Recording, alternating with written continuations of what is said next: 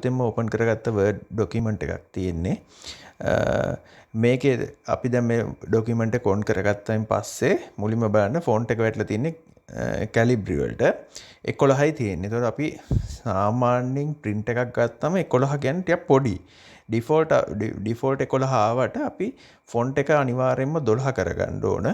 එතකොට තමයි කියන්නේ print එකක් ගත්තයින් පස්සේ සාමාන්‍යයෙන් භාවිතයේදී හැමෝ කියන්නේ word size එක අර යන්නේ මේ font size එක යන්නේ 12. ඒතර අපි 12ට දාගත්තා. ඊට පස්සේ මුලින්ම කරන්න ඕන page setup එක බලන්න ඕන. මොකද A4 ද තියෙන්නේ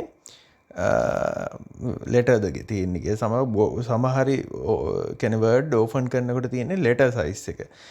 අපි බලමු මෙතන page setup ගිහිල්ලා මෙතන sizes කියන තැනට ගියාම මේ වෙනකොට මේ default ඇවිල්ලා තියෙන letter කියන එකට. මේකේ තියෙන A4. අපි මෙතන මෙහෙම බලාගෙන යනකොට මෙන්න උඩම තියෙන A4 select කරගන්න. එතකොට දැක්කද මේ අර තිබ්බ page size එක පොඩ්ඩක් පළලින් අඩු වුණා A4 එක. දැන් මං ගාව තියෙනවා එහෙම දැන් මට type කරන්න වෙලා යන හින්දා මම type කරපු එකක් මෙහෙම අරගෙන තියෙන sample එකක්. මේ settings මුකුත් හදන්න නැතුව තියෙන්නේ. මේකේ මේ තියෙන්නේ සාමාන්‍යයෙන් ගහපු ලියුමක්.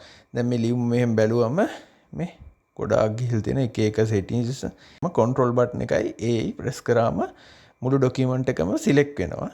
එතකොට අපිට පුළුවන් මෙතනින් select කරලා 12 දාගන්න. දැක්කනේ අකුරු size එක ලොකු වුණා.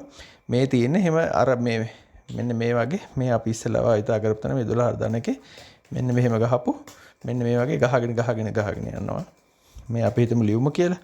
මෙන්න මේම ගහන් ගියපු ලියුමක් තමයි මේ තියෙන්නේ මේ අපි ගහගත්ත ෆයිනල් අවුට්පුට් එක. හැබැයි දැන් අපි යන්නේ මේකේ settings හදාගන්න. මුලින්ම අපි කරන්න ඕන අපිට බලන්න මේ එක විදිහට මේ line space මේ දෙකේ මේ පේලියයි මෙන්න මේ පේලිය අතර මේ space එක. ඒතර මේ address එකේදී මේ පේලිය අතර තියෙන space එක වෙනස්. එතකොට අපිට කොහොමද ඩිෆෝල්ට් වෙන්නේ මෙන්න මේ size එකෙන් මේ size එකෙන් ආවම ටිකක් ගැලපෙන්නේ නැහැ වගේ. එතකොට අපි අර ඉස්සෙල්ලා කරා වගේ මේ අපි type කරපු සම්පූර්ණ ලිපි ඔක්කොම settings ඔක්කොම ටික select කරගන්නවා. control එකයි A ගැහුවම ඔක්කොම select වෙනවා. ඊට පස්සේ මේකේ මේ මෙන්න මේ paragraph වල home tab එකේ paragraph වල මේ මෙන්න මෙතන තියෙන පොඩි icon එක ඒක click කරන්න. හරි ක්ලික් කරාම මෙතන මේ ස්පේසින් යටතේ ඔයාලට මෙතන මල්ටිපල් තියෙන්නේ. මේ මල්ටිපල් කියන එක 1.5 ලයින් දෙන්න. දීලා මෙතන ඔය ආෆ්ටර් කියලා 10ක් තියෙනවා. මේක බිඳුව කරන්න. බිඳුව කරලා මෙන්න මේ ටික් එකක් දාන්න don't add space between paragraph of the same style කියන එකට. ඕකේ කරන්න. දැන් ඔයාලට පේනවා මේ ලියුමේ මෙතනින් අපි පොඩි කරලා බලන්න දැන් මුළු ලියුමෙම ස්පේසින් එක ගානකට ඇවිල්ලා තියෙන්නේ. මම මේ sample ගත්ත එකේ මේකේ page setup එකක් තියෙන්නේ later. ඒකත් අපි A4 කරමු. හරි. ඊට පස්සේ සාමාන්‍යයෙන් අපි address line මේ තින්නේ මේ ලියුමේ මාතෘකාව. ඒක highlight වෙන්න ඕන ඉඳ මේක select කරලා මෙතන bold කරන්න පුළුවන්. bold කරලා ඉරක් ගහනවා නම් ඉරි ගහන්නත් පුළුවන්. ඉර මෙතනින් underline කරන්න. හරි. දැන් අන්න මාතෘකාව හරි. දැන් ඔයගොල්ලන්ට බලපු ගමන් පේනවා මේ හරි කැතයි මේක මේ මෙතනින් මේ වාක්‍ය වෙලා මේක මෙතනින් ඉවර වෙලා මේක මෙතනින් ඉවර වෙලා කැතයිනේ. අපි ඒ හින්දා ආයත් මේ ලියුම control එකයි alt ගහලා මේක එක ගානකට ගමු. control එකයි A ගැහුවා. මේ මෙතන ඔයාලට පේනව නේද මේ settings තුනක් තියෙන align text කියලා. මේක center මේක කොහොමද මේක left තියෙන්නේ මේක right මේක මේ බලන්නකින්ක මාරු කරලා බලන්න මේ දැකද center දුන්නාම right දුන්නාම right side එකට එනවා අපිට ඕන මේක දැන් මුළු ලියුම මෙහෙම නෙවෙයි මේ සම්පූර්ණයෙන් fit වෙන නම් අපි මේක justify කරනවා මෙතෙන් justify දැක්කද දැන් මේ දැක්ක එක කෙලින් හැමදේම මේ වාක්‍ය තියෙනවා හරි මේකේ මේ margins හදන්න ඕන මේ margins හදන්න ඕන කියන්නේ දැන් අපිට ලියුම සාමාන්‍යයෙන් මැෂින් එකේ ඩිෆෝල්ට්ම මාජින් එන්නේ අපිට බලන්න පුළුවන් එන විදිය මෙතන page layout ගියාම මාජින් එක කියන්නේ මේ බලන්න ලියුම පටන් ගන්නෙම උඩ ඉඳන් මෙන්න මෙතනින් ගියාම මේ ප්‍රමාණය තියලා මේ මෙතන කළු වෙලා තියෙන්නේ මේ ඉර වැදින් මෙතනින් පහළ තමයි මේක මේ පැත්තෙන් පටන් ගන්න අර මෙන්න මෙතන මාජින් එක පටන් ගන්න මෙතනින් මේ පැත්තට මෙන්න මෙතනින් ආයත් වම් පැත්තට මෙතනින් දකුණු පැත්තටත් මෙතනින් වම් පැත්තටත් වෙන විදියට. දැන් අපිට මේ ලියුම ටයිප් කරන් යනකොට දැන් මේක ඔන්න අස්සම් කරන ගිහිල්ලා තව කොලයකට. දැන් අපිට ඒක හරියන්නේ නැහැ නේ මේක තනි ලියුමක් නේ ගන්න ඕන. දැන් කැම්පස් වල නම් ඔය රිසර්ච් පේපර්ස් වල ඒ වගේ අපිට කියලාම තියෙනවා මේ මාජින් එක මෙච්චරක් තියලා එවන්න කියලා. මේ කියන්නේ අංග වම් පැත්තෙන් අංගලයි දකුණු පැත්තෙන් අංගලයි උඩින් අංගලයි එහෙම තියෙනවා. නමුත් දැන් මේ ලියුමට එහෙම ඕනේ නැහැනේ. දැන් අපේ මේ තියෙන්නේ normal margin එක. මේ තියෙන පේනන්නේ top එක සෙන්ටිමීටර් 2.5 left එකත් 5.4ක්. මෙහෙම අපිට දැන් මේක ඕන නම් මෙතනින් වෙනස් මේ margin එක වෙනස් කරගන්න පුළුවන්. අපිට කැමති විදිහට මේකෙන් වෙනස් කරගන්න පුළුවන් margin එක. customize margin ගිහිල්ලා මෙන්න මෙතනින් අපිට පුළුවන් මේ 2.5 කියන එක වෙනස් කරගන්න. හැබැයි මේක මෙහෙම දුන්නාම අපිට අයිඩියා එකක් ගන්න බෑ. අපිට හරිය ලේසියෙන් මාජින් වෙනස් කරන්න පුළුවන්. මෙන්න මෙතනට කර්සර් එක ගෙනිච්චම දවට පේන මේ කර්සර් එක වෙනස් වෙන මෙන්න මේ වගේ දෙපැත්තට ඊතල දෙකක් විදියට. ඔන්න අපිට ඒක ක්ලික් කරගෙන දැන් පුළුවන් මේ මාජින් එක අපිට තව පොඩ උඩට ගන්න. හරි දැක්කද? ලියුම උඩට ගියා. එතකොට පහලින් ඉඩ එනවා. පහළ මාජින් එකත් චුට්ටක් ඔන්න පහළට ඇදලා ගන්න පුළුවන්. හරි.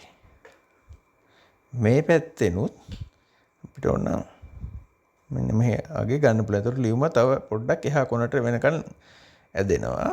මේ පැත්තෙන් අපි සාමාන්‍යයෙන් තියෙන මොකද අපි ලියුමක් බාර දුන්නාන් පස්සේ ඒගොල්ලෝ එහෙ ෆයිල් කරනවා නම් මෙතන විදිනවනේ. හරි. එහෙම නැත්නම් ෆයිලින් මොනා කරත් ඒ ලියුමට ප්‍රශ්නයක් නැහැ. බලෙනින් පටන් ගන්නකොට සාමාන්‍යයෙන් ඩිෆෝල්ට් අඟලක විතර මාජින් එකක් තියෙනවා. හරි. දැන් අපි මෙහෙම දැම්මත් ඒත් තව රූල් දෙකක් විතර පහළට ගිහින් තියෙනවා. අපි දැන් ඒකත් ගමු. හොඳට බලන්න මෙතන මේ අපි දැන් මේ වගේ අවස්ථාවකදී කරන එක වැඩක් තියෙනද සාමාන්‍යයෙන් මේක කරන්නේ දැන් මේ අපිට එක රූල් එකකට ගන්න වුණොත් විතරයි මේක සාමාන්‍යයෙන් කරන්න ඕනේ නැහැ. සාමාන්‍ය ලියුමක් ටයිප් කරන් ගියා. දැන් මෙතන එනකොට අපිට මේ ඇඩ්‍රස් එක ගන්න වෙනවනේ. ගන්න වෙන හින්දා අපිට පුළුවන් මේ මෙතන එන්ට් එකක් තියලා තියෙනවනේ අපි. බලන්න මේ එන්ට් එකක් තියෙනවා. ඒ එන්ට් තියලා තියෙනවා කියන්නේ එක රූලක් තියලා තියෙන්නේ. ඒ රූලත් අපි ෆොන්ට් එක 12ට තිබ්බින්ද 12 තියෙන. අපිට පුළුවන් ඒ රූල ඕන්න මෙන්න මෙතනින් ෆොන්ට් සයිස් එක අඩු කරන්න. මේ 10 8 දුන්නා.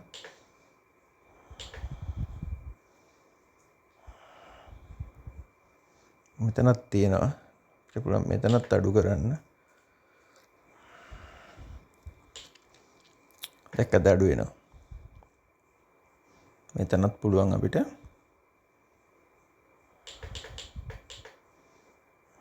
අඩු කරන්න තව එක රූල්. ඒතකොට ඇවිල්ලා අඩු කරනවා නම් හැම තැනම අඩු කරන්නත් ඕන හැම රූපයක හැම ස්පේස් එකක් ගාවම මෙතනත් අඩු කරලා තියෙනවා. මෙතනත් අඩු කරා මොකද නැත්තම් එකත් කැතර පේනවනේ.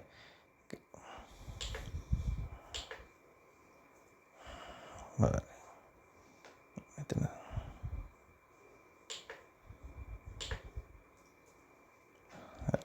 හරි දැන් ඕනින් එක්කද තනි රූල් එකට ඇවිල්ලා තියෙනවා. මෙහෙම අපි සාමාන්‍යයෙන් එහෙම කරන්නේ මෙහෙම දැන් තවත් පිටුවකට යනවා නම් කියන්නේ යන්න ඕන නැති දෙයක් තව පිටුවකට යනවා. අපි ඔක්කොම එක පිටුවකට ගන්න ඕන නම් ෆොන්ට් සයිස් එක වෙනස් නොකර අපිට මේ වගේ අඩු කරලා කරන්න පුළුවන්. දැන් අපි බැලුවම දැන් මේ ලියුමේ අපිට පේනවා දැන් මේ ටිකක් ලස්සනට තියෙනවා. මෙතන මෙන්න මෙතන නම්බර්ස් වැටලා තියෙනවා. අපිට පේනවා මේකේ මේ දැන් අපිට මේ නම්බර්ස් ටික දැන් මේ කෙලින්ම ගන්න ඕන නම් අපිට පුළුවන් මෙන්න මේ මෙතන පේනව නේද? උඩ තියෙනවා වෙනස් කරගන්න. මේක පොඩ්ඩක් මේ පැත්තට ඇද්දනම් දැක්කදලා එනවා. ඊට පස්සේ මෙතන එනොත් ගන්න පුළුවන් මේක වෙනස් කරලා ඉවර වෙලා අපිට පුළුවන් මේවා ඇඩ්ජස්ට්මන්ට් හදාගන්න. හොඳයි අපි සරල විදියට තමයි මේ කියලා දුන්නේ. සාමාන්‍යයෙන් එදිනෙදා අපි ඔය ඩොකියුමන්ටේෂන් මොනවා හරි වැඩක් කරන්න ගියාම අපිට කරගන්න පුළුවන් දේවල් ටිකක් තමයි කියලා දුන්නේ. මේක දැන් ඕන ලියුමක නම් අපි සාමාන්‍යයෙන් මේ වගේ නමක් අස්සම් කරන තැන මෙහෙම බෝල්ඩ් කරනවා. එතකොට මේක හොඳයි අපිට මෙහෙම තමයි මේක හදාගන්න පුළුවන් ලේසිම විදිය මං ඉදිරියට කියලා දෙන්නම් මේ page setup ගැනම. දැන් අපි දැන් මෙතන මේ line spacing කියන්නේ ටිකක් සංකීර්ණ දෙයක්. මෙතන තව ගොඩක් දේවල් තියෙනවා. මම මේ කියලා දුන්නේ බේසික්ම විදියට අපිට මේක ගොඩ දාගන්න පුළුවන් විදියට. මං ඉදිරියට තව වීඩියෝ එකකින් මේ line space ගැන page numbering ඒ ගැන ගොඩක් දේවල් සංකීර්ණ විදියට ගැන ඔබට තේරෙන විදිහට සරලව කියලා දෙන්නම්. මේ හැමදේම දැනට මං කියලා දුන්නේ හැමෝම කියන්නේ කොට්ටසනේ සියලුම දෙනාට මොකක් හරි ඩොකියුමන්ට් එකක් හදන්න ඕන වුණාම ඒ දේවල් සරලව ගොඩ දාගන්නේ කොහොමද කියලා අපි මේ විදිහට ගන්න. දැන් මේක සම්පූර්ණ පේජ් එකක්. දැන් අපි දැන් මේ ඩොකියුමන්ට් එක හදලා ඉවරයි. අපි බලමු print preview එකට ගියාම පෙන්නනවා print එක එන්නේ කොහොමද කියලා. අපි file ගියා print ගියාම මෙන්න මෙතනින් පෙන්නනවා මේ A4 කොලේ මෙන්න මේ ගන්නට එන්නේ කියලා. පේනව නේද? අපි ඉදිරියට වීඩියෝස් වලින් අපි තව දේවල් කතා කරමු. අපේ channel එක like කරන්න, subscribe කරන්න channel එක.